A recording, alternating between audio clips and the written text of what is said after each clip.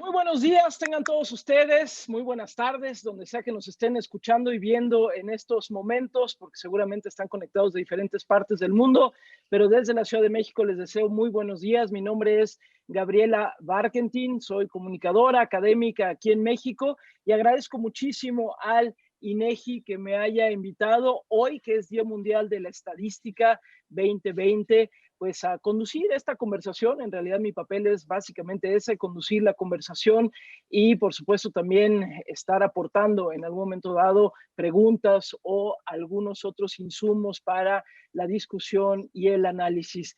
Decíamos desde que se acercó conmigo las personas del INEGI, se acercaron conmigo las personas del INEGI, decíamos que en verdad siempre es importante hablar de los datos confiables, pero cada vez más en la medida en la que vivimos en tiempos en donde la posverdad pareciera quererse enquistar, en donde las decisiones se toman a veces más a partir de proyectos ideológicos que de datos confiables, compartibles, analizables, medibles.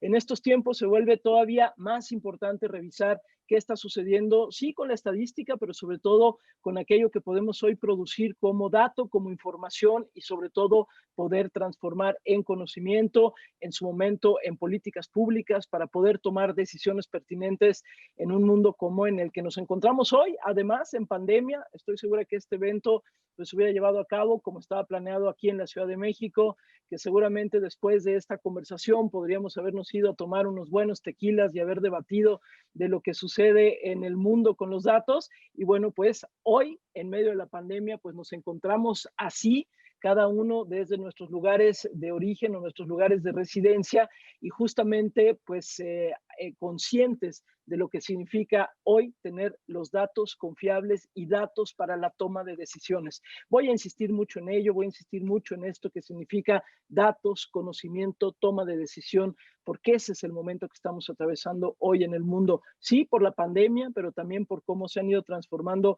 los gobiernos, las demandas ciudadanas, las propias transformaciones sociales que nos tienen hoy, reitero, donde estamos. Así que agradezco nuevamente al INEGI que me haya invitado a conducir este evento. Ustedes ya vieron ahorita en el video cualquier asunto técnico que tengan, bueno, pues ahí está, se puede resolver en temas de el idioma que está disponible, la traducción simultánea, pero también recordarles que pueden empezar desde ya a enviarnos sus preguntas y respuestas. Yo iré haciéndolas. Si ustedes tienen preguntas que están dirigidas a alguien en particular, bueno, nada más póngamelo ahí.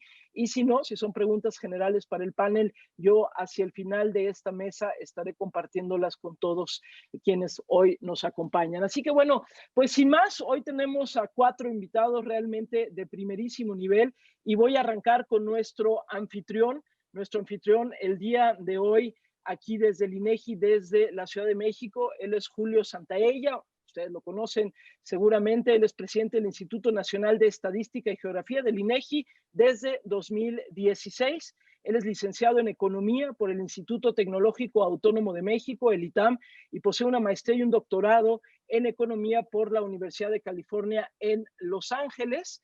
De 2001 a 2015 desempeñó varios cargos en el Banco de México y en el ámbito académico ha sido investigador y docente en el ITAM en los periodos de 85-86 y 97 a 2003 y durante 1992 al 97 fue economista del Fondo Monetario Internacional. Julio, eres nuestro anfitrión. Muchísimas gracias por invitarnos hoy a estar aquí en esta mesa. Te cedo la palabra, tienes el tiempo que se te asignó para tu presentación y les reitero a todos los que hoy nos están viendo desde diferentes partes del mundo que por supuesto las preguntas las pueden ir poniendo ya desde ahorita en el chat que está a su disposición. Julio, adelante, por favor. Muchas gracias. Buenos días tengan todas y todos ustedes. El día de hoy estamos celebrando la tercera edición del Día Mundial de la Estadística. Este es un día para celebrar la producción y la disponibilidad de los datos y también sobre todo su uso. Quiero agradecer a Gabriela Barkentin que hizo favor de ayudarnos en la coordinación, en la moderación de este evento. Nos encanta tener caras nuevas, refrescantes y provocadoras para poder tener este diálogo. Quiero también saludar, to say hello to our international guests, Andreas Georgiou, Herman Haberman and Ricardo Galbao, que serán presentados posteriormente. Mientras voy compartiendo mi pantalla, me gustaría ir señalando cuál es el... Ya la deben estar ustedes viendo, ¿es correcto? Sí, es correcto. Perfecto, muy bien. El día de hoy, les decía, es el Día Mundial de la Estadística y el lema que está empujando las Naciones Unidas es conectando al mundo con datos confiables, ¿no? Es decir, el tema es alrededor de la confianza. ¿Por qué es importante tener confianza? Nuestros panelistas van a hablar de eso, no me voy a adelantar. Yo, a manera de introducción, voy a decir, en el caso mexicano, cómo hemos logrado nosotros la confianza en la información, en los datos estadísticos y en el caso del INEGI también los geográficos que estamos produciendo y difundiendo. En primer lugar, recordar que la información estadística tiene que tener credibilidad, validez para poder ser de utilidad. Es decir, cuando la información estadística es confiable, pues nos va a permitir tener un retrato de lo que está ocurriendo en una realidad, una lectura adecuada de algún fenómeno social y a partir de eso poder hacer un diagnóstico que sirva de base para la toma de decisiones, principalmente en materia de política pública, pero también para otros actores o stakeholders que pudieran estar interesados en tomar decisiones, ¿no? Lo que vamos a argumentar es que cuando la información estadística carece de credibilidad, esto tiene consecuencias importantes en términos económicos, sociales, demográficos y ambientales. Por lo tanto, es fundamental tener un insumo inicial que sea correcto, sobre el cual podemos construir una serie de decisiones de política pública para llegar a algún objetivo, ¿no? Al final de cuentas, si no tenemos buena información, pues difícilmente vamos a poder mejorar el bienestar de nuestras sociedades. Voy a dar un par de ejemplos de por qué las cosas pueden salir mal. Uno es el caso de una hambruna que hubo en la segunda mitad del siglo XX en China, en los años, inicio de los años 60, cuando precisamente por falsear información, en este caso de gobiernos locales sobre la producción agrícola, pues lo que sucede es que se toman decisiones erróneas, se piensa que hay una superávit de alimentos cuando en realidad la realidad es que escaseaban y eso lleva a la muerte finalmente de millones de personas por tomar decisiones con base en información falsa. Otro caso mucho más reciente es lo que sucedió en la Argentina. En la Argentina, un par de eventos claros. En 2012, la revista internacional The Economist decidió dejar de publicar datos sobre la inflación en la Argentina, ¿no? Y el argumento que dijo The Economist es que estos datos sobre la inflación ya no son creíbles, ya no son verdaderos. La inflación que publica la Autoridad Estadística de la Argentina en ese momento dejó de tener semblanza con la realidad y por lo tanto no lo vamos a publicar. Esto escaló y no solamente fue el periódico, sino ya fue un año después el Fondo Monetario Internacional aprobó una moción de censura sobre la calidad estadística de la Argentina y esto continuó hasta que estas acciones se revirtieron años después, en el 2016 y 2017, con la incorporación de nuevas medidas para poder restablecer la infraestructura estadística en la Argentina. Por supuesto, el hecho de tomar decisiones basadas en información equivocada, pues llevó a una serie de dificultades económicas en la Argentina, ¿no? Entonces, estos dos ejemplos a mí me sirven para recalcar cuál es la simbiosis que debe de ocurrir o el círculo virtuoso entre los datos y el productor de la información, cómo los datos tienen que ser creíbles y eso a su vez se respalda en credibilidad de la institución que los está produciendo, ¿no? sin datos confiables, repito, no podemos conocer cuál es la realidad en que vivimos y por lo tanto difícilmente podemos tomar decisiones adecuadas. Ahora, sí tenemos que reconocer que en estos momentos vivimos una abundancia de datos.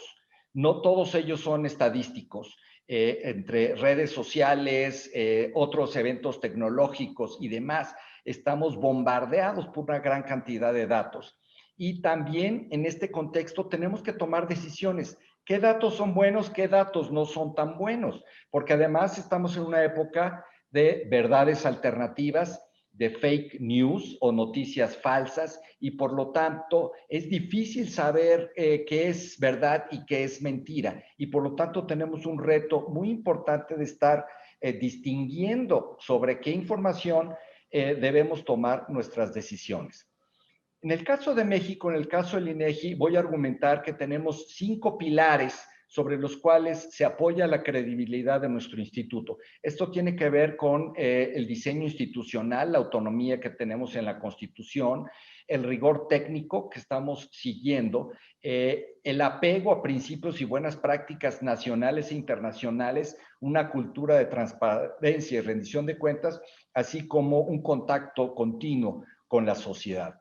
Una breve palabra de los temas legales de la autonomía del diseño institucional. Nuestra ley, comenzando por el artículo 26 constitucional, otorga autonomía técnica y de gestión al INEGI con una personalidad jurídica, patrimonio propio.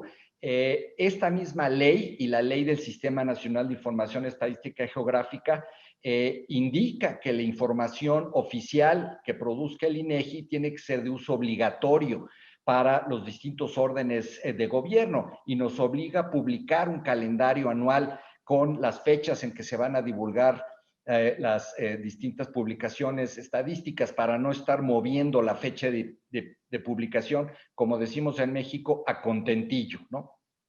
La ley también establece la creación de una junta de gobierno integrado por 5 miembros que se van sustituyendo de forma escalonada y que tienen que cumplir ciertos criterios para poder brindar credibilidad a la producción estadística y por supuesto la misma ley nos manda a pegarnos a una serie de principios que son la accesibilidad, la transparencia, la imparcialidad y la independencia, ¿no?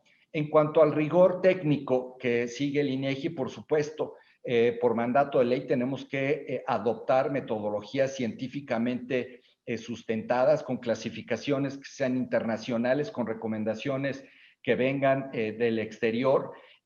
Ya a lo largo de 37 años en el INEGI hemos tenido un cuerpo técnico, unas bases de capital humano que tienen una experiencia y un conocimiento de las cosas que cómo funcionan y de los procedimientos que tenemos que hacer, de tal manera que eso es uno de los baluartes más importantes en la credibilidad de la información que tenemos. Y por supuesto también estamos sujetos a revisiones, auditorías, a conocimiento de otras instituciones internacionales, ¿no?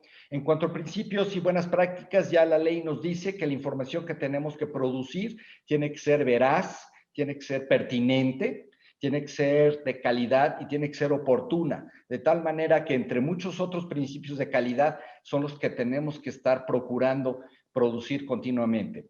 Esta ley también se apega a los principios fundamentales de la estadística que aprobó la Asamblea General de las Naciones Unidas por unanimidad, diciendo que la información estadística tiene que ser producida con criterios profesionales y libres de cualquier interferencia política. Y eso es parte de lo que nosotros tomamos en cuenta.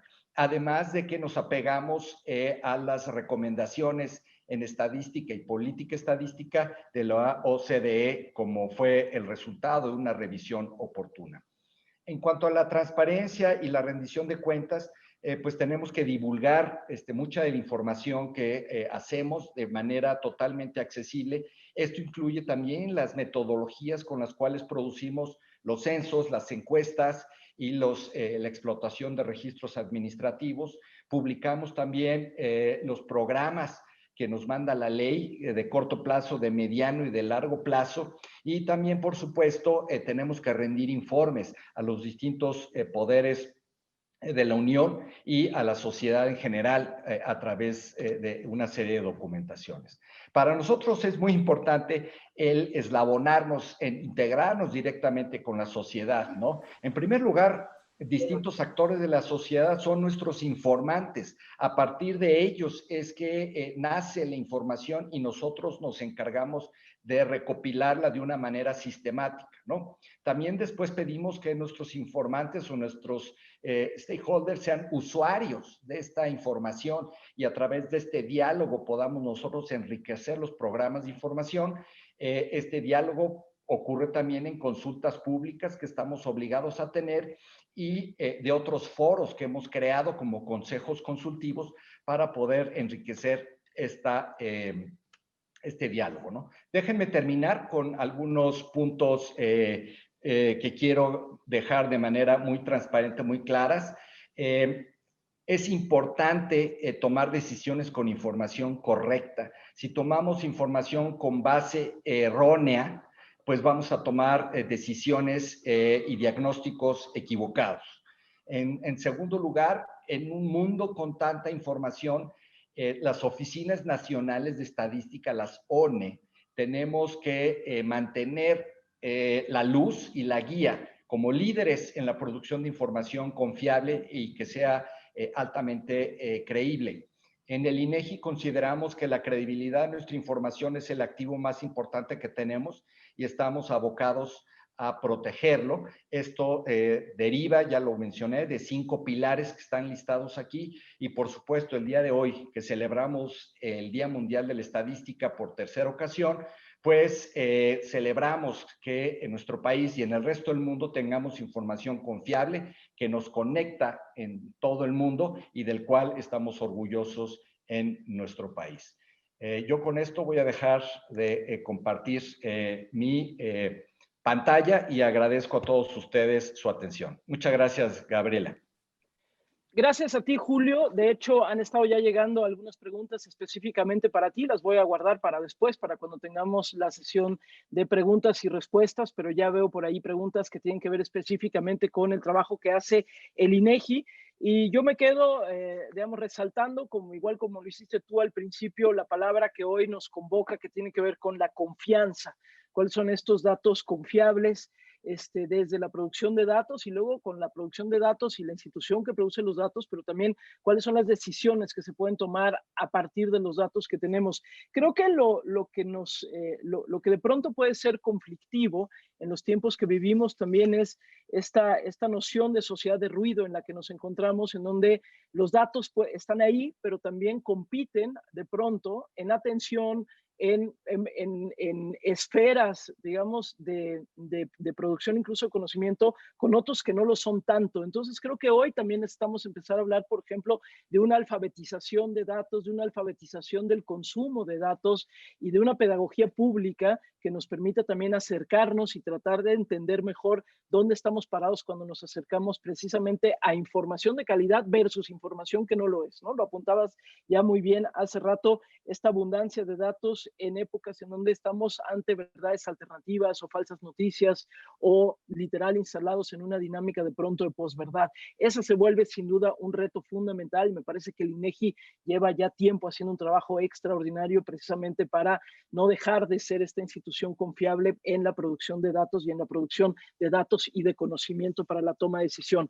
Vamos ahora a hablar de 3 casos o de 3 países diferentes, una vez que nuestro anfitrión nos explicó qué es el INEGI, cómo está operando y cómo está operando en nuestro país. Y vamos a arrancar con un académico al que tengo muchas ganas de escuchar, Andreas Giorgio. Él es profesor invitado y académico visitante en Amherst College en Estados Unidos. Ahí él imparte un curso sobre ética e instituciones estadísticas, justo de lo que estamos hablando en estos momentos. Desde 1989 al 2010 trabajó en el Fondo Monetario Internacional, ocupó ahí varios cargos en diferentes departamentos y en 2010 regresó a Grecia, él es de Grecia, para dirigir la recién creada Autoridad Estadística Helénica. Así que bueno, va a ser muy interesante escuchar al profesor Giorgio también desde esta experiencia griega, hoy obviamente desde también sus lentes como académico allá en Estados Unidos. Profesor, adelante, por favor.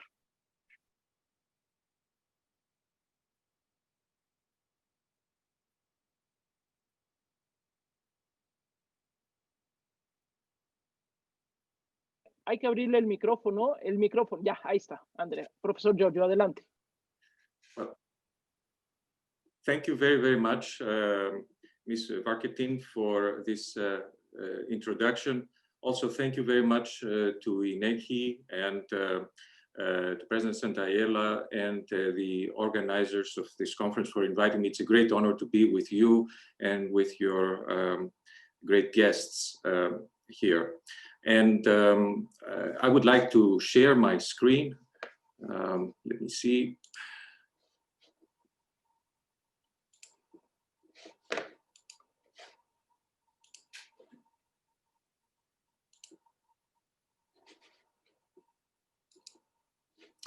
So my presentation, which I hope that you can all see, is Trust and Your International Partners, the Case of Greece. I would like to start by discussing official statistics as a global public good. And we all usually talk about statistics as a public good, but I'm going to use actually an economic definition of a public good, in particular of a global public good. A public good is characterized by something called non-excludability, and official statistics is available to all users in the world, irrespective of whether they have paid for these statistics or not. Improvements in the scope of the official statistics or its quality are available to all users anywhere in the world. That means it is non-excludable everywhere in the world. The second quality of a public good, and a global public good in particular, is non-rivalness. It means that the use of the statistics by one user does not prevent other users anywhere in the world from using it. And official statistics are, by their nature and construction, meeting this criteria. So they are non-rivalrous and non-excludable throughout the entire world, and not just in the country in which they may be produced. To give you an idea of what are these other global public goods that are out there is, for example, international financial stability is such a global public good. Climate change mitigation is another one. Fighting and eliminating infectious diseases is a global public good. And curtailing the proliferation of weapons of mass destruction is also another one. And I would argue that statistics firmly belongs in this group. Now, so official statistics are produced for all users, both within the country and around the world. And this is especially so in an increasingly globalized and interconnected world. Thus, the trust of all users needs to be gained and maintained. I'm going to give you the example of Greece. I will not spend a lot of time because we do not have a lot of time, but I will discuss a case of destruction of trust and building of trust. First, the destruction of trust. What you see here is government finance statistics for Greece, official statistics, the general government deficit as a percent of GDP in the years 1997-2003. As you will see, there is a gray line with relatively small numbers. These were the numbers that were reported by Greece in the period up to 2003, when the first, just before the first Greek statistical crisis was erupted. The blue line that you see below it with much larger numbers are the numbers as they were revised for the government deficit as a percent of GDP after this crisis erupted and after the European institutions and the European Union forced Greece to follow the rules. However, there is also a red line, and the red line is actually the numbers as they exist, as they have been estimated and published in 2015. And these numbers actually show the full application of the European Union rules as far as the calculation of the general government deficit. To give you an idea, for the year 99, for which Greece, the data for which were used by Greece in order to join the Eurozone, and it had a cutoff point of 3% of GDP deficit. It was originally reported at 1.8% of GDP deficit. It was revised upwards after the crisis to 3.5%, just above the 3% cutoff. But the true number was in the range of 5.8% of GDP, much, much higher. These, of course, are the kind of things that destroy trust. Just as a caveat for those who are sticklers for detail, the red line is with ESA 95 methodology, as opposed to the previous ones, which are ESA 2010, as opposed to ESA 95, which is the previous numbers. The difference for Greece is very small, in the range of plus or minus 0.5% of GDP. This is just as a caveat. But here you can see the destruction of trust. Then Greece did not mend its ways. These are the numbers for fiscal deficit from 2004 to 2008. The blue line shows the reported figures, and the red line shows the corrected figures. And you will see there that just before the Greek crisis arrived in 2008, Greece reported a deficit of 5% of GDP, while the actual deficit was actually nearly 10% of GDP. That means destruction of trust.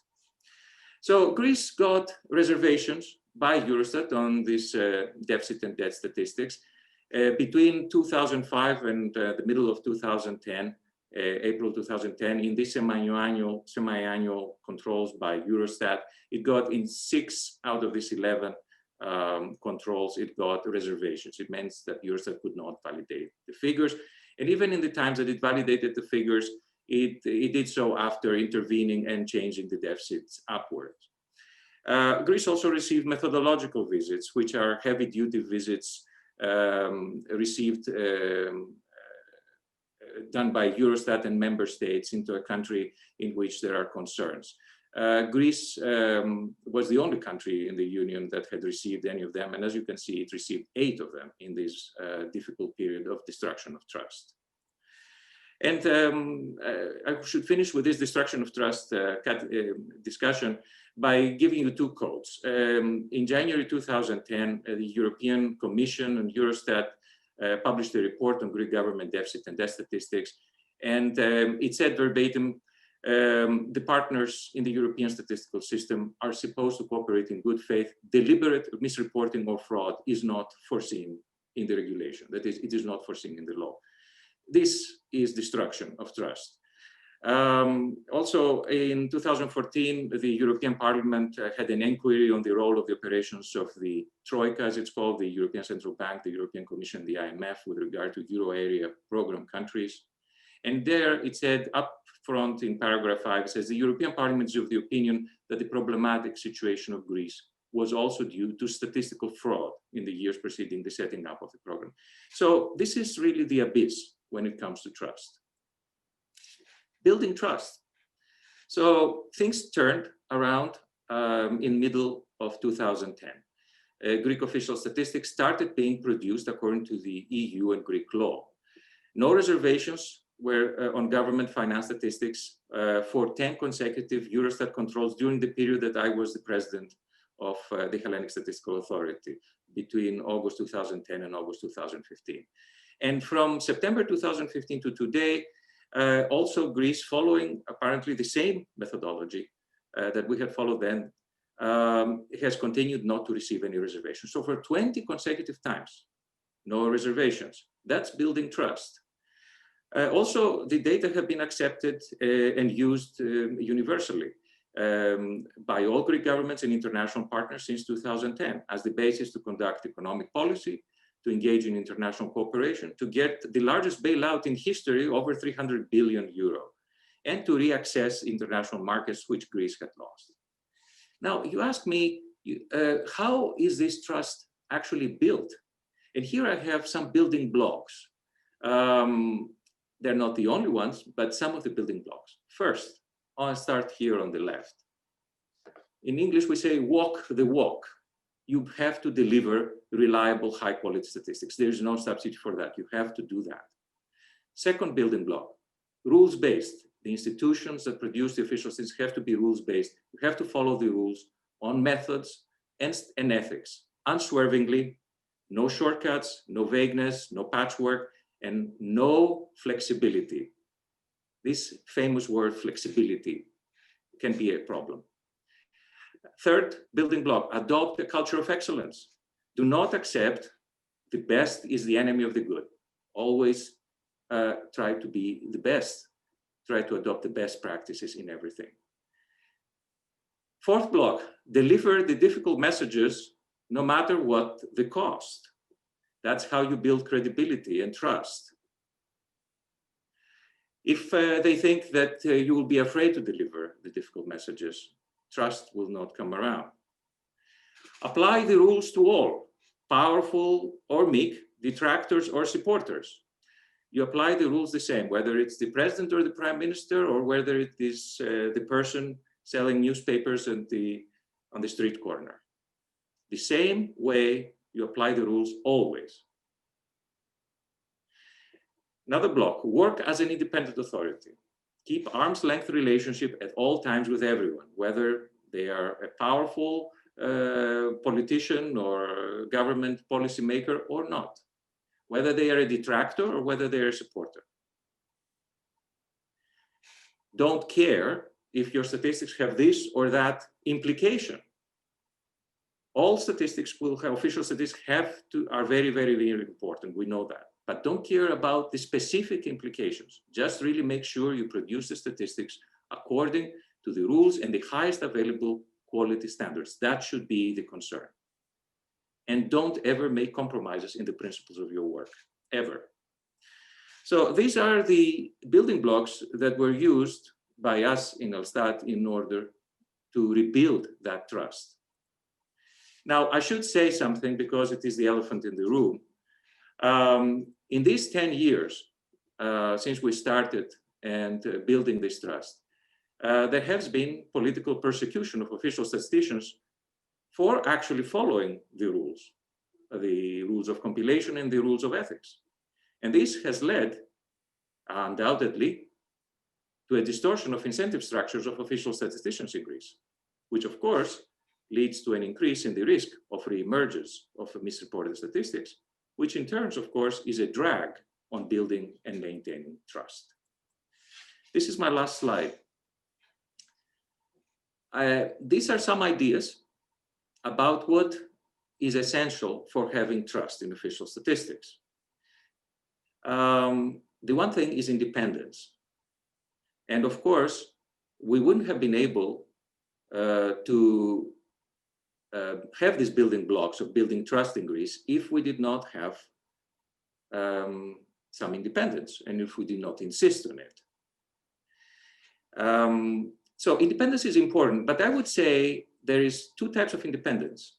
Professional independence, which has to do a lot with our ethics as official statisticians, and also institutional independence, which is how you build the institution of official statistics production.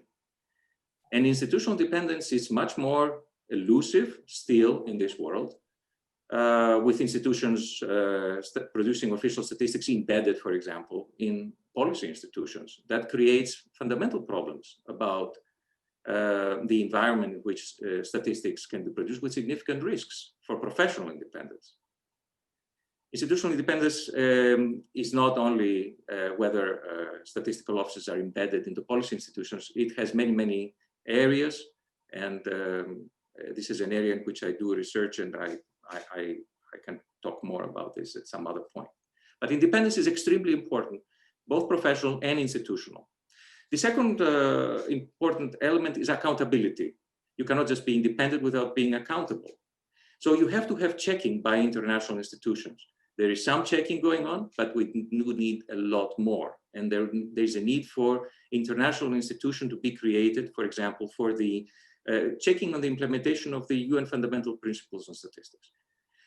Transparency is important for accountability, and also international community support of the good and calling out of the bad. In the international statistical community cannot just support statisticians.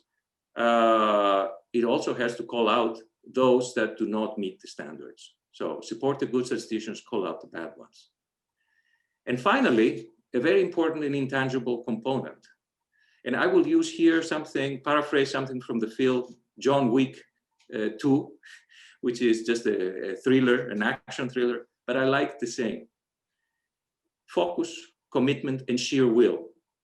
These are the elements actually for implementing the kind of building blocks that I mentioned to you earlier. And this is what official statistics and statisticians need. Thank you very much.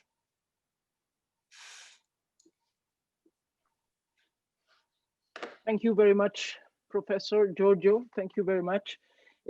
Hay ya varias preguntas, incluso para el propio profesor Giorgio. Una que se ha ido repitiendo, las vamos a ir retomando después, pero nada más adelanto un poco. Una que se ha ido retomando es también la continuidad en el trabajo que se hace desde estas instancias que producen los datos y que producen el conocimiento para la toma de decisiones. Y sobre eso también hay muchas dudas en cuanto al tema de México. Así que gracias al profesor Giorgio en esto que nos plantea pues una clase prácticamente para ver cómo se destruye la confianza y cómo se construye la confianza, ¿no? Evidentemente el elemento tiempo y el elemento de consistencia tiene que ver mucho también tanto en uno como en el otro, ¿eh? La destrucción de la confianza, pero sobre todo la construcción o reconstrucción de la confianza, esto en el caso griego. Por ahí hay algunos que nos han preguntado que si no hay traducción simultánea. Sí, sí hay traducción simultánea, la pueden activar ustedes ahí en la pantalla, en la parte de abajo donde dice precisamente traducción. Ahí es donde ustedes pueden activar, ya sea en inglés o en español, el audio que quieren. Nos han preguntado varias personas ahí, Maximiliano Félix y algunos otros más, para que la puedan activar. Vamos a pasar ahora con Hermann Habermann. Él es consultor asociado de la empresa, de la firma internacional Oxford Policy Management. Fue subdirector y director de operaciones de la Oficina del Censo en Estados Unidos, así como director de la División de Estadística de las Naciones Unidas. Sabemos, quienes lo hemos seguido, sobre todo desde el plano informativo, que el debate sobre el censo en Estados Unidos está particularmente encendido en estos últimos meses y tiene que ver con muchas cosas. Tiene que ver con representación, evidentemente, de la población, pero también con las decisiones que se toman después en materia de política pública, pero incluso de política electoral o distribución electoral. Así que, sin duda, un tema importantísimo. Profesor Habermann, le cedo a usted ahora la palabra. Adelante, por favor.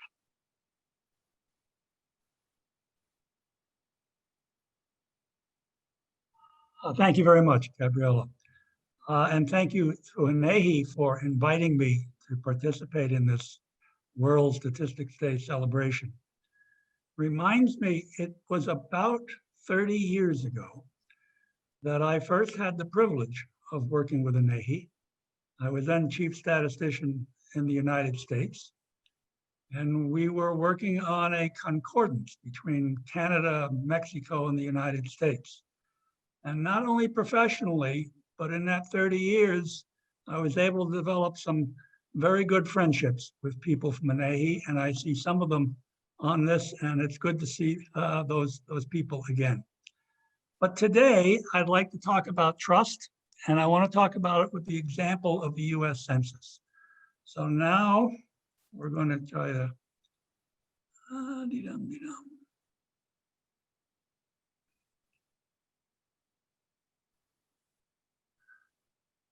Okay, I think that worked. Yeah, perfectly. Okay. We've heard a lot about trust today. You know, when we talk about our colleagues, we talk about our family, our friends. One of the most valued characteristics is trust. Do we think the people we're dealing with have a hidden agenda? Are they being truthful with us?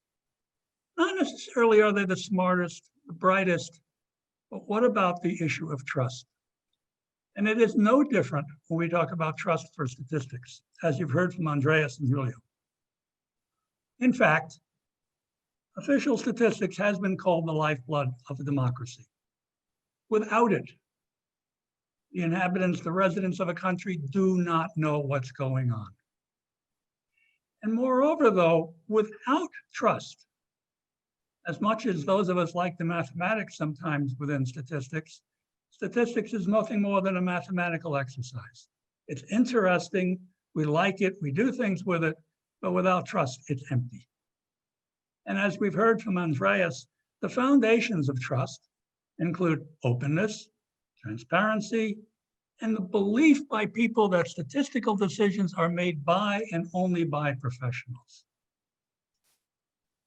And in fact, there have been several international efforts to support this.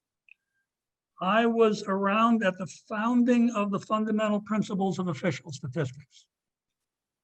It came about with the dissolution of the Soviet Union, when those countries, primarily in Eastern Europe, thought, as we migrate to market economies, we need a better way of telling people that we are producing new kinds of statistics in our country, that they are produced by statisticians, by professionals, and the decisions are only based on professional decisions. Out of that is what came the Fundamental Principles of Official Statistics. And those were codified later by the United Nations and other places, such as the European Statistics Code of Practice. The US, like many other countries in the time when the fundamental principles started, thought, oh, well, these are nice, but they don't really have to do with us. They have to do with other people. They may need them, but we don't. It quickly became clear that we needed them as much as anybody. And in fact, they became codified by two operations. One was the National Academy of Sciences, which in the United States is an independent organization, primarily of academics. And there is a close relationship in statistics between the academics, the universities, and the official statistics, and the Office of Management and Budget, which is the coordinator and leader of the US system. Fundamental principles that both of these did, they took off on the fundamental principles and said that statistics agencies have to decide according to strictly professional considerations. But neither the fundamental principles nor the European Code of Practice, fundamental principles directly called for independence. And that is something that both the National Academy of Science and the Office of Management and Budget and Law called for, that there had to be independence. Now, INEGI has a more favorable situation with respect to independence than almost most countries that I can think of. But even INEGI has an association with funding, with the government. And most institutions, particularly those in the United States, do not enjoy what INEGI has. When we are part of the government, our authorizations, our funding, all of that comes from the government. So what then do we mean when we talk about independence of a statistical organization? What we have decided to talk about in the US is that we know we're not going to get the level of independence that INEGI enjoys. It's not going to happen. So instead, we're striving for professional independence.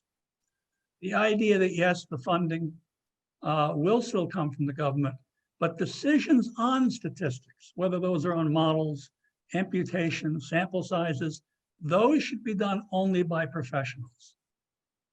But you may be asking, if you're part of the government, how do you do this? Is it in fact possible in the political process to have this kind of professional independence when in fact you are such a part of the government? And I want to talk about the census, to talk about where we are today and our optimism or lack of optimism on that. We've been doing the decennial census since 1790. And since 1790, we've done it. We do it to do several things. Perhaps one of the most important is we apportion the seats in the House of Representatives. We have two bodies in our Congress, one of which is the House, and it's based upon the number of residents in each state. And so since 1790, we've been going out and trying to understand who lives where, And we also, by the way, distribute about $1.5 trillion worth of money. And the census is the sampling frame for almost all other surveys. Over that 220 years, the people who've done the census and the people therefore who've done the statistical system have built up a fair amount of trust. There have been mistakes. I don't mean to imply there are. We have curbstoning, we have problems, but the mistakes have mostly local and they've been due to unintentional errors. There haven't been the kind of gross political manipulation. This is now changing. The census is under great attack, and that's what I want to talk about a little bit now. As I said, we are required in the Constitution to count every resident in the United States. And we count where they are because then we decide how many people are in each state, and each state then gets a certain number of representatives. The political process started by the administration, President Trump, deciding that they were going to ask a question on citizenship during the census. Now, somebody asked me in an interview, doesn't an administration have the right to know how many people in the country are citizens? And the answer is, of course they do. Question is, how do you get that information? There are many ways you can try to understand how many citizens there are in a country.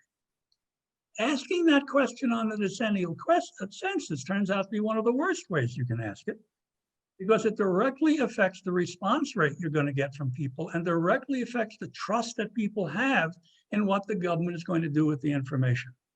And so when you ask it on the census, you completely attack the trust in that. This ruling by the administration was taken to the Supreme Court, and the Supreme Court ruled 5-4 they could not add the question. But two things. The Supreme Court ruled they didn't understand the rationale of the government. The government never gave a good rationale. But almost as importantly, the 4 people who voted to allow the government said the government has a right to do what they want to do with the census. So where are we today? The Census Bureau had a problem with trust being attacked because of the censorship question. We have this little thing called COVID, like all the rest of us do. And of course, this has been a great problem with the Census Bureau trying to complete the census. And the Census Bureau said, as professionals, we cannot complete the census in the normal time frame.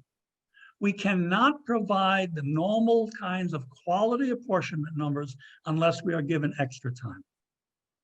And there was subsequent agreement, even on the part of the administration, to do that.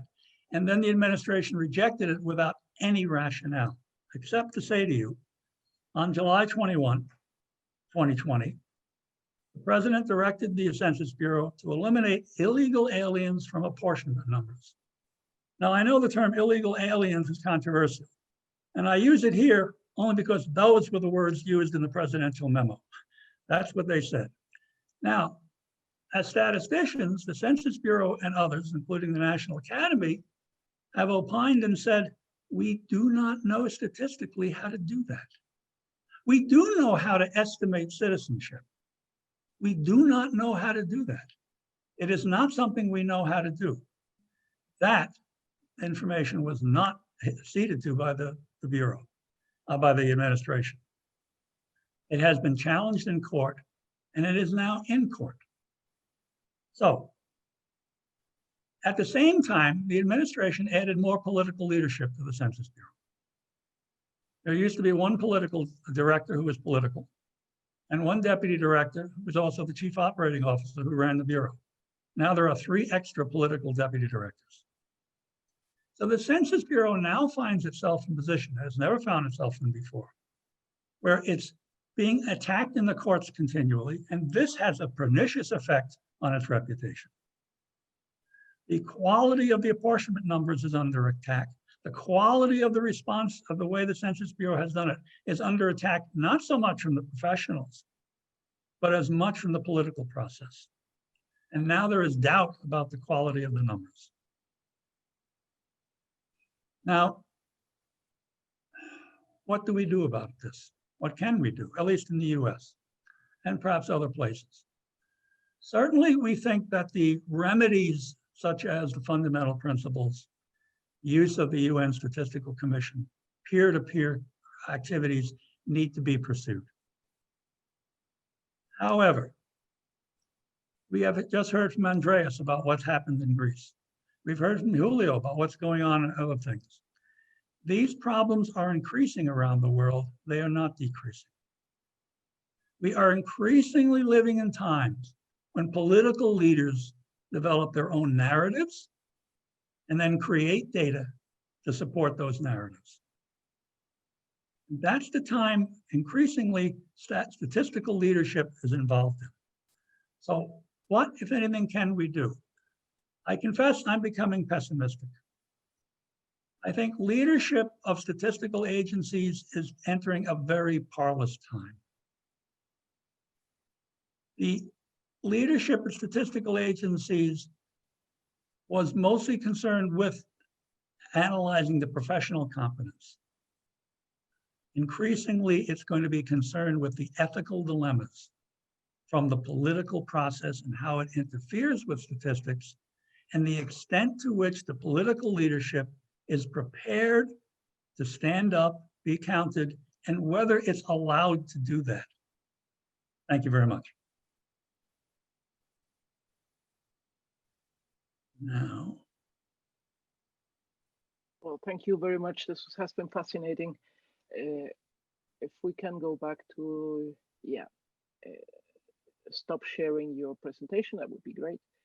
Thank you very much, Professor Haberman. We have actually a lot of questions. Hay muchas preguntas que despertó la presentación de Hermann Haberman. Por ahí veo, por ejemplo, algunas de Ana Alvarado y algunos otros que tienen que ver precisamente con el uso político de los datos. Y esto me quedo con esta parte que decía al final, que es los políticos son capaces de crear sus propias narrativas y luego crear datos que apoyen o que sean suficientes para que esas narrativas tengan sentido, ¿no? Pero bueno, pues eso es ya no solamente, digamos, una manipulación del dato, sino es una creación del dato ad hoc para la narrativa que en ese momento se busca impulsar. Y creo que es algo que estamos viviendo en muchos países en el mundo. Y vienen varias preguntas, profesor Haberman, sobre este asunto que nos acaba usted de decir. Les recuerdo que nos pueden poner ahí las preguntas, tanto en el chat como en el rubro de preguntas y respuestas. Y al terminar la siguiente presentación, que ya sería la última, trataré de retomar algunas y sintetizarlas para que las puedan responder nuestros ponentes. Y pasamos ahora de Estados Unidos, nos vamos a Brasil. Está con nosotros Ricardo Galbao. Él tiene un doctorado en física del plasma por el Instituto de Tecnología de Massachusetts, por el MIT. Es catedrático de física aplicada en la Universidad de Sao Paulo y de 2016 a 2019 ocupó el cargo de director del Instituto Nacional de Investigaciones Espaciales de Brasil. Profesor Galbao, por favor, adelante. Muchas gracias a ustedes por invitarme. Yo tendría mucho gusto de hablar en español, pero me sembra más sencillo hablar en inglés, hacer mi presentación en inglés, porque ya tenía casi todo listo en este idioma. Entonces me voy a cambiar a inglés, si me permiten. Well, I'll give my talk today in English. Let's see if it works, the share screen.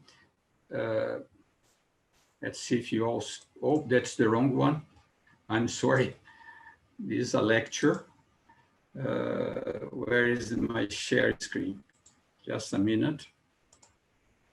Which one is, this one here. Good.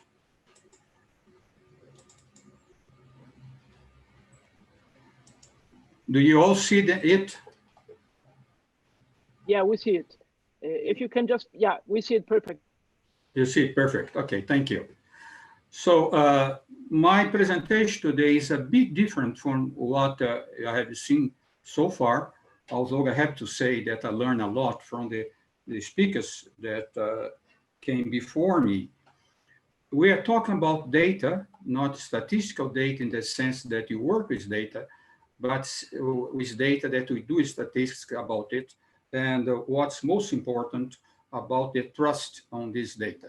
We're going to talk about monitoring deforestation in the Brazilian Amazonia, which is important for the whole world.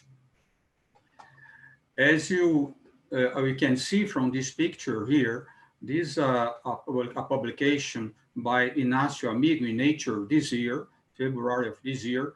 You have here a good picture of the Amazon. When Brazil was discovered in 1500, the Brazilian Amazon was a bit over 4. We have deforestation about 20%. You can see here in this reddish area an arc we call the deforestation arc in the south of the Amazon, where most of the deforestation has been concentrated.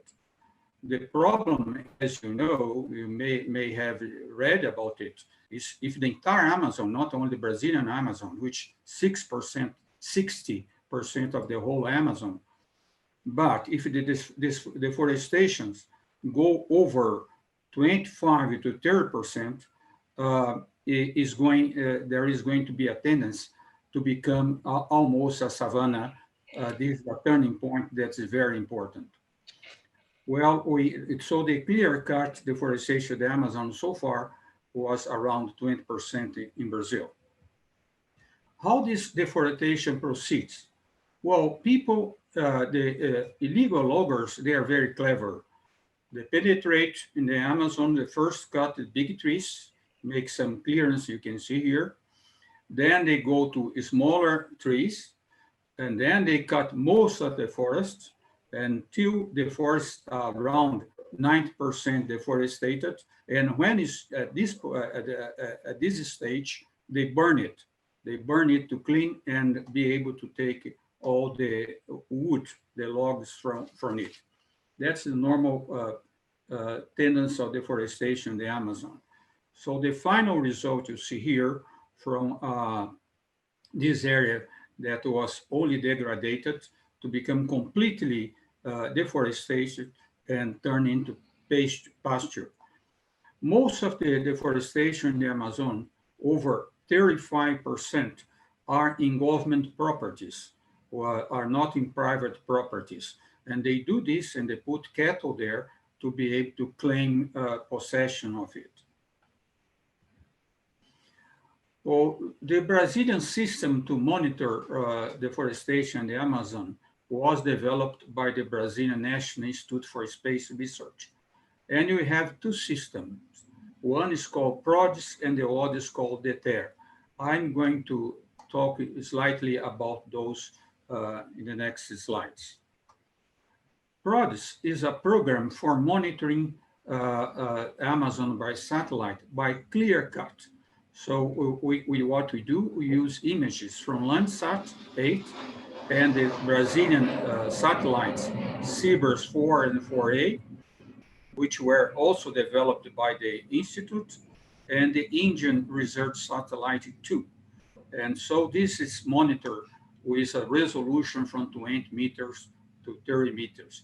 And this system was originally developed in Brazil by our institute in the mid-80s. Actually, when the Landsat was launched in the first years, only Brazil, Canada, and United States naturally used the data of the satellite for remote sensing. Here is the product. You can see good data of we have the tech in the Amazon. What you see here are the areas that have been deforested since 1988 to 2019, last year. So maybe you cannot see, but the first barn that you see here is around 20,000 square kilometers. The next peak of deforestation we had was in 1995, were around 29 square kilometers. And the third peak was 2004, that was in Lula's government, was around 27, a little over 27 square kilometers.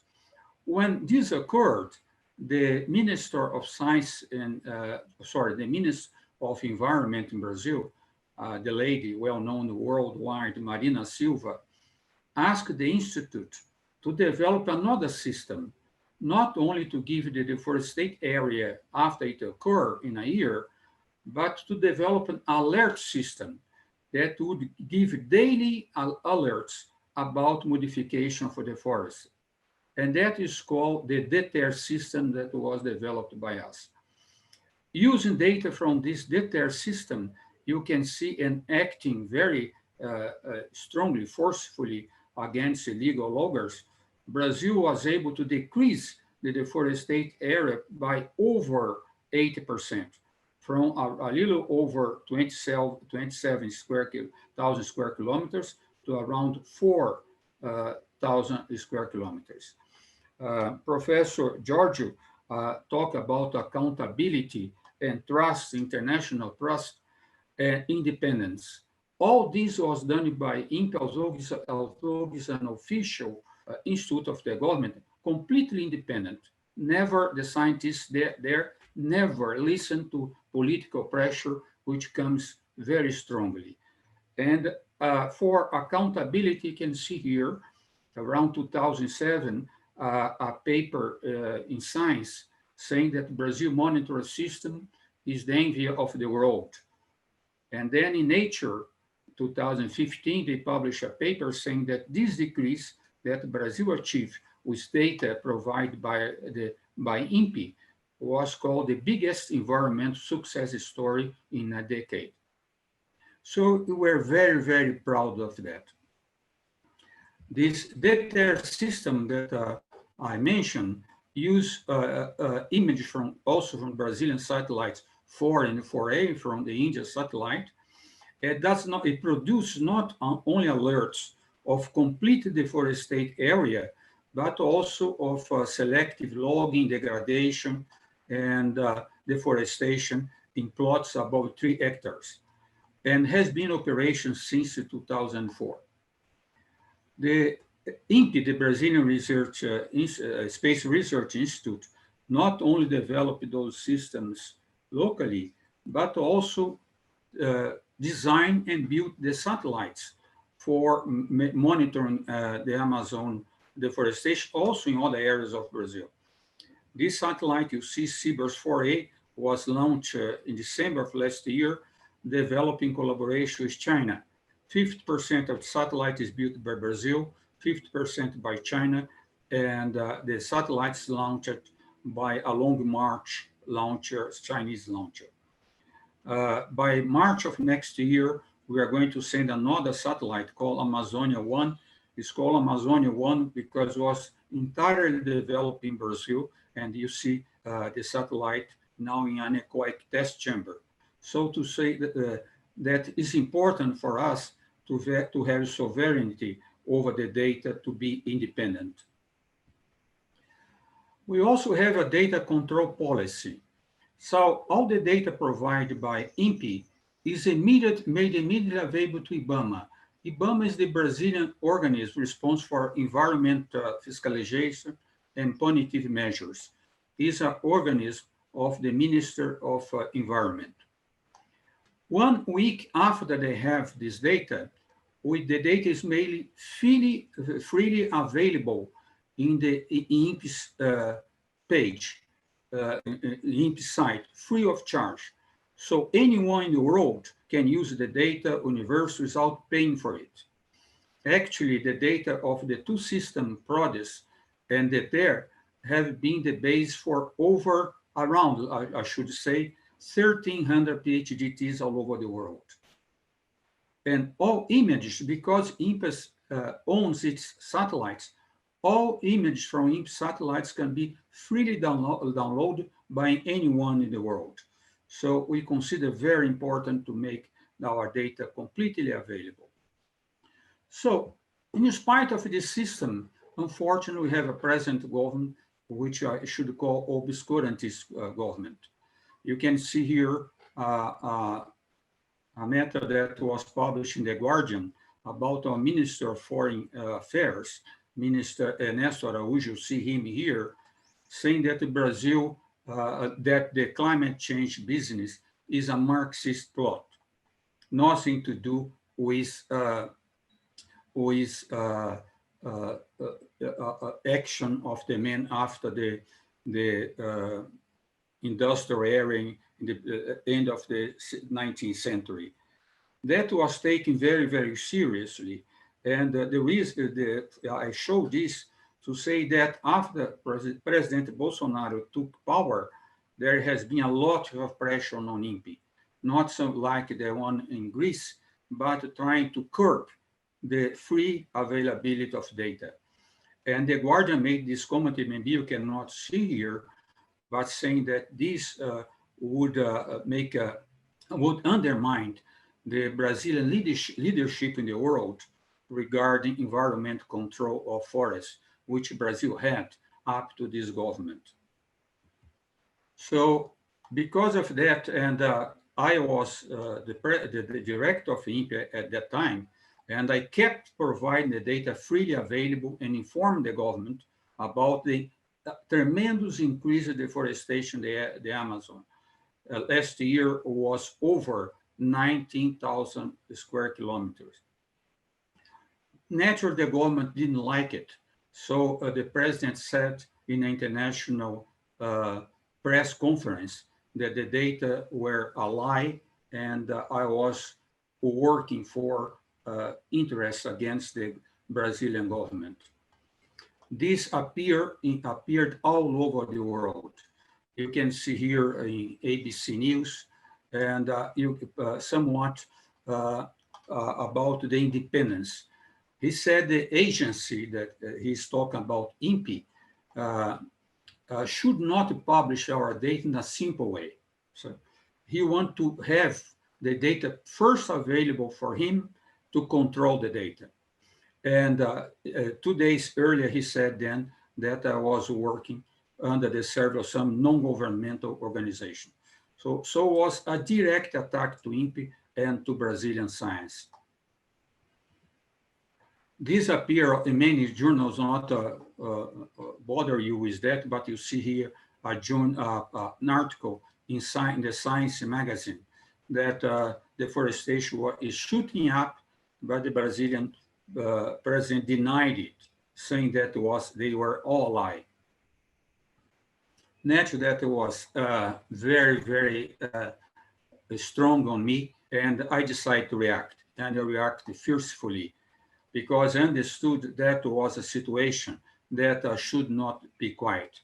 Actually, I waited for 12 hours for the Minister of Science Technology, who was my boss, to contact me. He never called me. So I went to the press and I said that what the government was saying was not correct, that he was attacking Brazilian science and cowardly. And I use this strong word because I understood that the pressure was not only on me, but on the institute to change the availability of data. And that, as I said, the result of this response was very important all over the world. Like you see an article in Le Monde about what happened to me and what happened to INPE.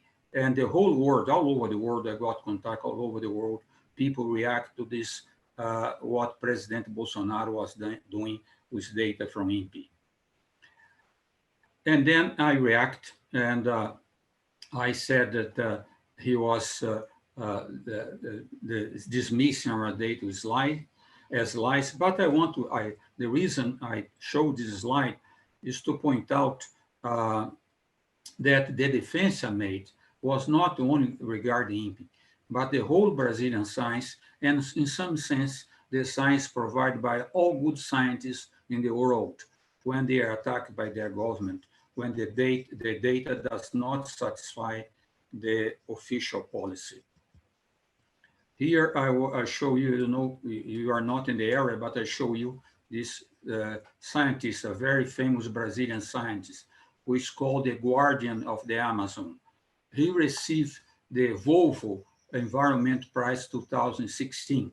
So he worked all his life in the Amazon, measuring deforestation and the formation of greenhouse gas by deforestation. And here I quote him so that you can see regarding this, what Professor Giorgio said about independence. He says, there should be no control by federal government on the freedom of speech of scientists to say what their science is compelling them to say. And then he said, the government is saying that this is an up-down approach, that you are not allowed to say this, you can't say that, etc. It's like a big brother. So that was very worrisome in the case of Brazil. But the reaction came from the world, and I thank you, all the scientists. I received around 100 letters and messages all over the world. I'll show you only a few of them. This Institut de Recherche pour le Développement, a French institution, saying a message in support to us. But I finished my presentation, just a minute. I'll finish my presentation with an article from Science, 22nd August last year. This is an article by a German scientist, Stefan Fritz. What he did, he took data from the Sentinel-2 satellites of the European Space Agency, and he reconstructed all the data provided by INPE from July 2018 to 2019. And he confirmed all the data, all the deforestation alerts that we provided. So regarding accountability, Professor Giorgio, I think this was the most important head. Thank you. That's the end. Thank you for your attention. Thank you, Professor, for this presentation. Gracias por esta presentación. El caso brasileño, caso fascinante, lamentable también, sin lugar a dudas, por lo que significa en términos no solo de confianza y credibilidad, sino también de la materia de la que estamos hablando, materia de medio ambiente, protección de medio ambiente, deforestación. Así que muchísimas gracias. Nos están preguntando desde hace rato si van a estar disponibles las presentaciones, y lo que me dice el equipo del INEGI es que el video del evento se va a quedar en la página del INEGI de Facebook en versión traducida al español, y en YouTube van a subir el video de la sesión en idioma original. Y bueno, tanto en Facebook como en YouTube encuentran las páginas del INEGI como INEGI Informa. Entonces esto, y si alguien quiere tener las presentaciones, entonces se las pueden enviar por correo electrónico, y si nos dejan por ahí en las sesiones de chat o de preguntas, su correo electrónico, les pueden enviar por ahí las presentaciones. Bueno, rápidamente nos quedan unos 15 minutillos para contestar algunas de las preguntas. Son muchas preguntas, voy a tratar de agruparlas más o menos y de dirigirlas a quienes se fueron formuladas. Y Julio, comienzo contigo, Julio Santaella, porque desde que empezaste a hablar hay varias preguntas que básicamente yo diría son tres aristas de una misma pregunta. La primera es, ¿qué tanto afectó este tiempo de pandemia, este tiempo de COVID? ¿Qué tanto está afectando para levantar información, para tener información? Y preguntan específicamente sobre el caso del censo o aquellas investigaciones que hace el INEGI que tienen que ver más con trabajo de campo. La segunda, que tiene que ver con confiabilidad, que hemos estado hablando desde el principio de confianza, y preguntan directamente que cómo podemos estar seguros en México, por ejemplo, que los datos que produce el INEGI son confiables, que no están, por ejemplo, manipulados por las necesidades que puede tener el Banco de México o el gobierno mexicano para poder satisfacer sus necesidades narrativas, literal. Y la última es, ¿qué continuidad nos puede asegurar el INEGI en la calidad de su producción cuando, por ejemplo, tú dejes de estar al frente del INEGI y llegue otra persona?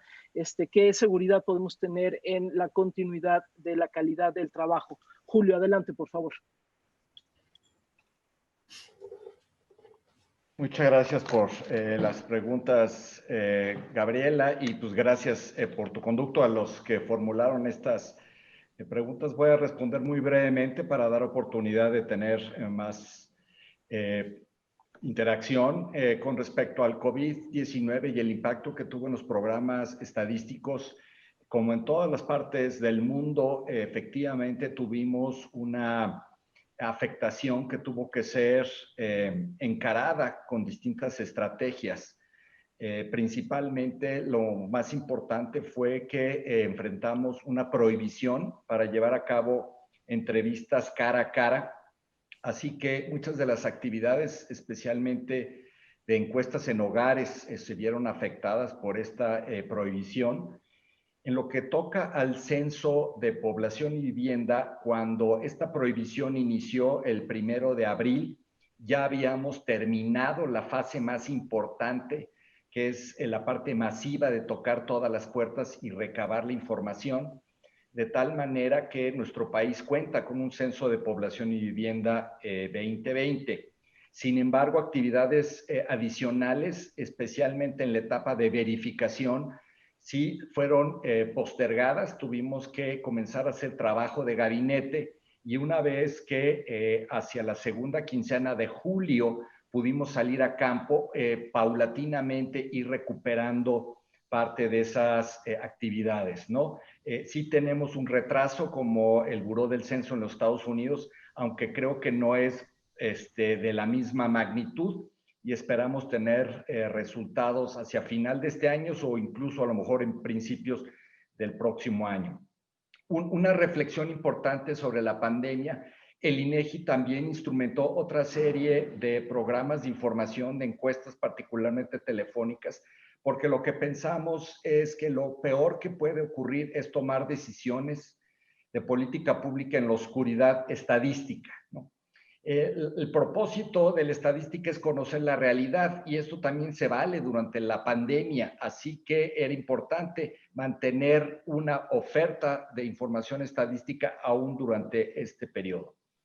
En mi presentación, pasando a la segunda pregunta, argumenté de 5 distintos elementos que le dan confiabilidad a nuestra información: la autonomía constitucional y la institución, el cuadro profesional que tenemos de compañeros que llevan trabajando aquí hasta 3 décadas, el apego a principios y prácticas internacionales, el uso de metodologías científicamente sustentadas y, por supuesto, también la transparencia y la rendición de cuentas frente a todo esto, ¿no? Nada más para dar un ejemplo, hace un par de años tuvimos una revisión de todo el entramado institucional y operativo del INEGI por parte de la OCDE, una revisión de pares, como la estaban pidiendo tanto Andreas como Germán, y pues salimos, la verdad, muy bien librados en esa revisión por parte de la OCDE, ¿no? Sí hay recomendaciones que estamos trabajando en ellas, ¿no? El tema de la continuidad, yo lo que les diría es que el diseño institucional del instituto permite transitar a lo largo de distintas administraciones federales con un esquema donde los demás miembros de la Junta de Gobierno se van rotando de manera escalonada cada 2 años, de tal manera que a nivel directivo eso permanece.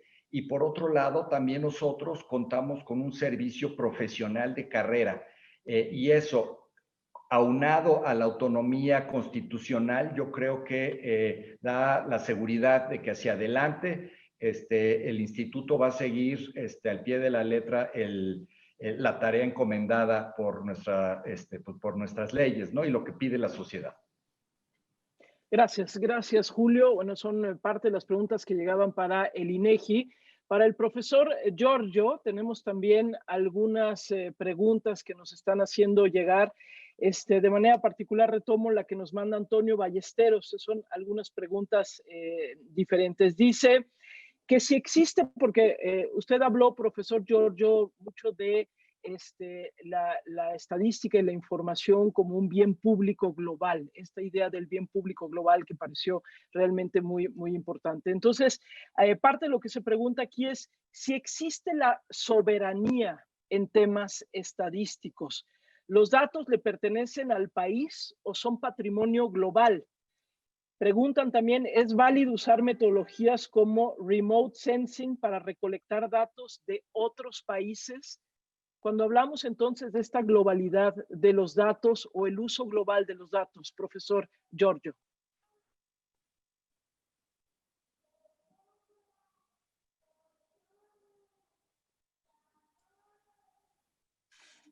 Yes, thank you. This is a great question. Well, the way that I would see it, I would not see it as sovereignty over statistics, but stewardship by the national authority that is producing the statistics of this information, which is a global public good. So sovereignty, if sovereignty is understood as I can take the statistics and I can alter them at will because it serves some national interest somehow defined, then this is definitely not what we should be having. If actually, and I should make a parenthesis here, if official statisticians want to serve the national good, they should actually produce highly reliable statistics, full stop, and not have any other non-statistical considerations in mind. So that's the best way to serve the national interest. If you start meddling into discussions, well, you know, we are negotiating this and we are going into the market for that, and all of these are in the national interest, then this very short-term considerations will undermine statistics, and they will undermine the interests of the country in the medium and long term, if not the short term. Therefore, the way that I understand sovereignty in statistics is understanding it in the form of stewardship. Yes, we do have nation states and the world is not one global country. In this context, we do have to have the individual statistical authorities taking care of producing official statistics, not only for the country in place, but for everyone in the world. As far as the second question, whether other countries can be surveilled, I think this is a complex question, and it requires quite a bit of thought. So I will pass on this very interesting question. I'll give it some more thought. Thank you very much. Gracias. Si alguien quiere retomar también, pero profesor Haberman, en el caso de su presentación, vinieron muchas preguntas que tienen que ver con el uso político de los datos, ¿no? Se habla, bueno, usted presentó el caso del censo de Estados Unidos, y una cosa es, bueno, tener la información, pero luego es qué uso político se hace de ello. Y llamó la atención a muchos de quienes hoy nos están haciendo preguntas, esta especie como de pesimismo que usted expresó hacia el final de su presentación, de decir, bueno, pues sí, podemos tener datos, pero hoy vivimos en un mundo en donde los datos están al servicio de la narrativa y no la narrativa se construye sobre los datos. Entonces, le piden si puede usted elaborar un poco más sobre estos peligros que implica el uso político de los datos.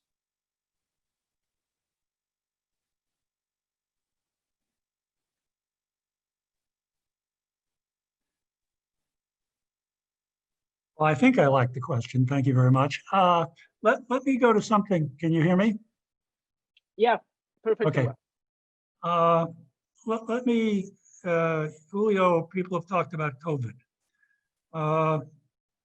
and health data. We have a great controversy right now in the United States about the use of masks and the extent to which data supports or does not support the use of masks. And what we're seeing, and it's not just true for this, it's true for other things too. What we're seeing is we have political leaders who have determined a position. And now what they're going to try to do is take either cherry pick data or distort data, in some of our opinions, and use that data to support their position. That is what I'm afraid of. And then you get in a possession where Ricardo, unless you've got people like Ricardo who are willing to stand up, it becomes very difficult, because I'm sure he would allow, and he hasn't talked about it much, but I think the political pressures he was under were quite considerable. I don't think they were benign. I think he went through some tough periods. Politicians can exert incredible political pressure. Andreas knows that well. And that's the kind of thing that worries me, that we are not prepared for the kinds of political pressures that are going to come increasingly, I'm afraid. And we're not trained for it. we haven't prepared for it, and that's what worries me.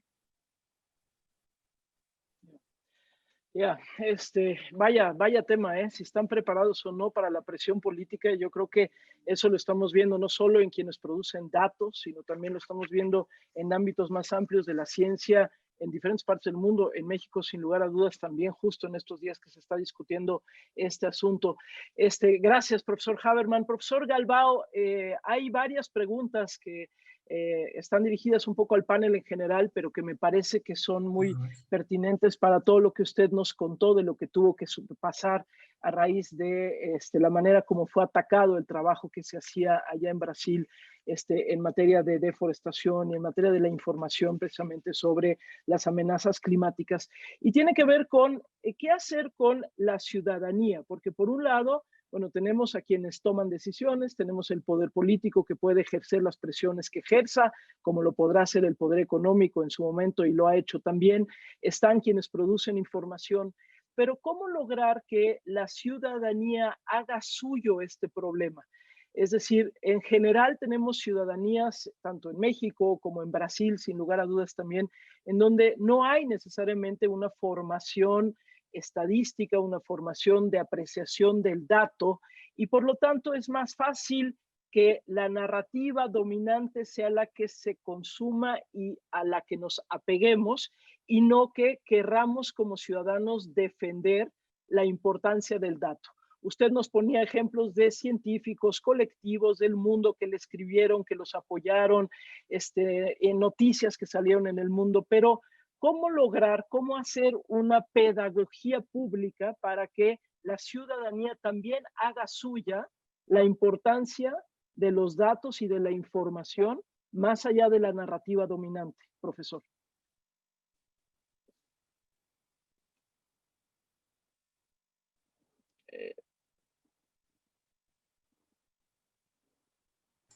Discúlpame, no Ya tenía. está, ya. Sí, ya está. Sí, ahí está, profesor, no hay problema. Sí.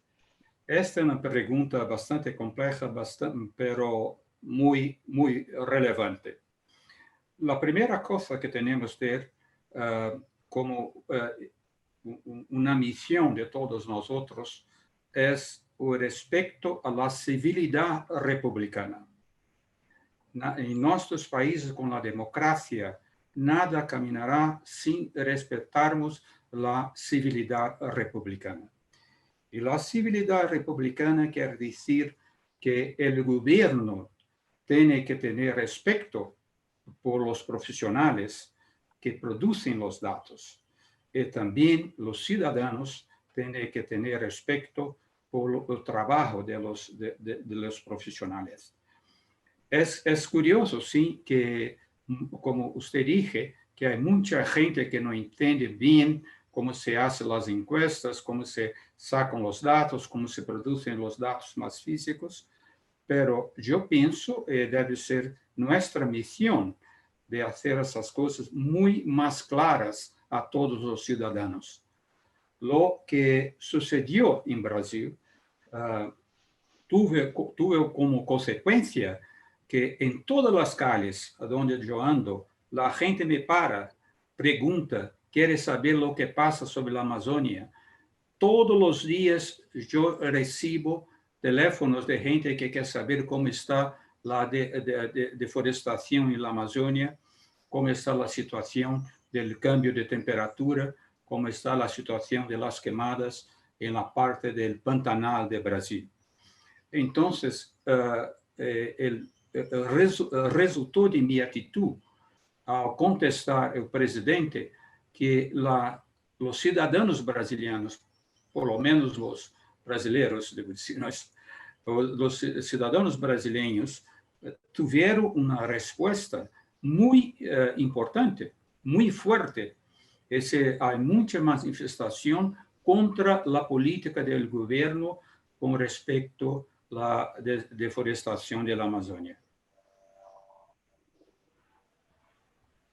Muchas gracias. Gracias, profesor Galbao. Bueno, pues mucha gente aquí agradeciendo y felicitando este evento.